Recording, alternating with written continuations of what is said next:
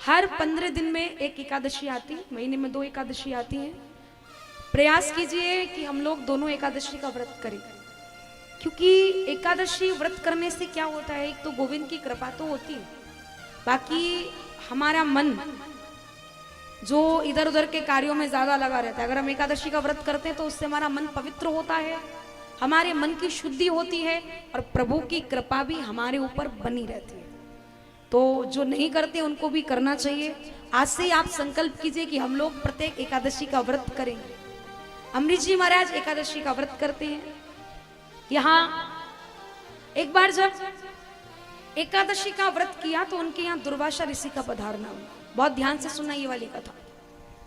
दुर्वासा ऋषि आए हैं। दुर्वासा ऋषि आकर के कहते, राजन आज तो आपने एकादशी का व्रत किया है। बोले हाँ भगवान।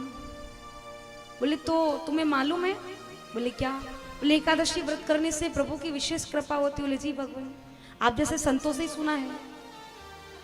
सुखदेव प्रभु बताते हैं कि अमरीश राजा ने दुर्वासा ऋषि को कहा, भगवान द्वादशी तिथि आने ही वाली है, तो मैं चाहता हूं कि आप मेरे यहाँ इस दास के यहाँ द्वादशी का भोजन ग्रहण करें, मेरी ये मन की इच्छा है। बोले ठीक है। दुर्वासा ऋषि नित्य कार्य से निवृत्त होने के लिए गए हैं। अमरीश महाराज जो द्वादशी की तिथि आई है उसमें परिहार करना चाह रहे हैं अपने व्रत का।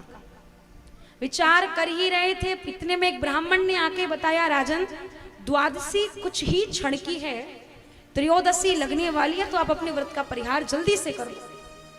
ये तो संकट में पड़ गए। वहां तो महात्मा जी को भोजन के लिए निमंत्रण दिया है, उनको खिलाए बिना कैसे कुछ खाएं, और ना खाएं तो व्रत पूरा भी नहीं होगा। बोले मैं क्या करूं? बोले आप कुछ नहीं, केवल और केवल तुलसी दल ग्रहण करो, आपके व्रत का परिहार हो जाएगा।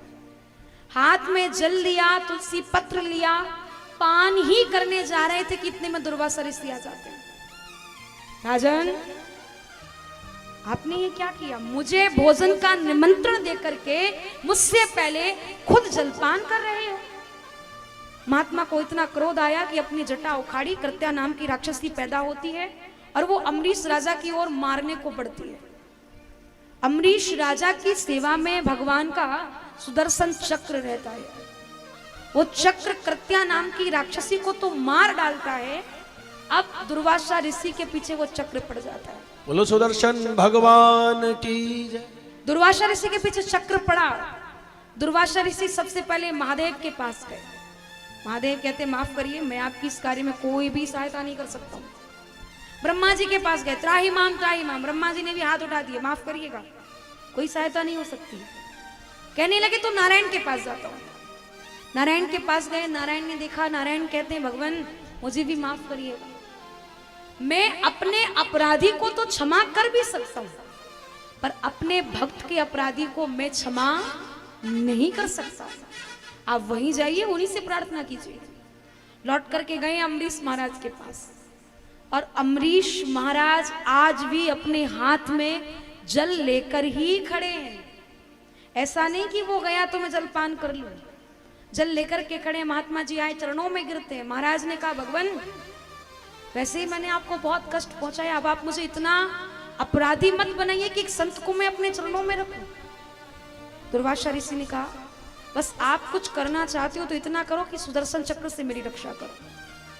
अमरीश महाराज ने हाथ में जल ले रखा था, जल को अवमंत्रित किया और कहते हैं अगर मैंने मनसा वाचा कर्मणा से एकादशी व्रत किया हो, गोविंद की सेवा की हो, संतों से प्रेम किया हो, संतों पर विश्वास रखा हो, तो आप अपने स्थान पर लौट जाइए।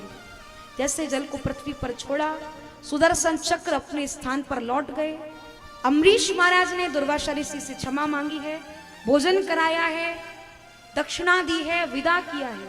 उसके बाद खुद अन्न जल ग्रहण किया है और एकादशी के व्रत का परिहार किया है। बोलिए एकादशी महारानी की, अमरीश महाराज की जय। कहने का अर्थ सिर्फ इतना है कि अगर आप प्रभु को समर्पित होते हैं तो प्रभु भी आपके लिए कहीं ना कहीं समर्पित भाव से खड़े हैं, ये निश्चितता है।